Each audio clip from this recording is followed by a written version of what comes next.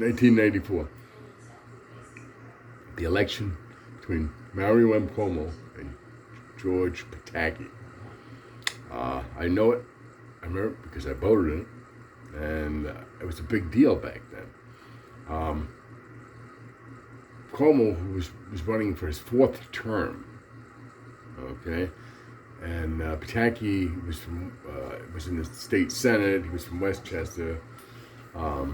He became very popular, and he was for the death penalty, which was one of the big key issues at that time. But it's interesting to note that today, people, people at that time were not hostile with each other. I mean, there was a disagreements, and I'm not as social with people today as I was when I was young. Obviously, people more.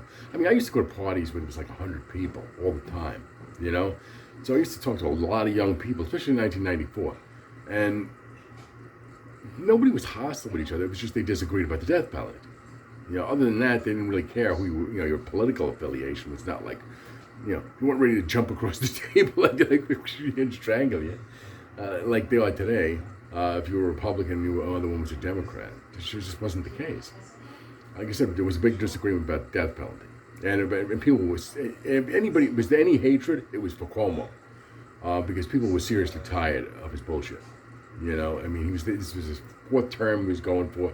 The state was in terrible shape at the time, and he kept going on with his rhetoric, and people were tired of Cuomo. So I mean, and the death penalty, and Howard Stern in that election actually influenced it, because he gave his vote for Pataki and the death penalty, and that put Pataki over the top because it was a close race. Giuliani even voted for Cuomo. Cuomo was died in war liberal. The worst kind, But the point is that nobody was, really talking. People were talking about Cuomo being a liberal and there being a problem.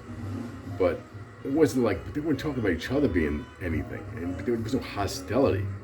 It really wasn't. Not like now. I mean, it's crazy how it's changed so much, how people are so hostile to each other.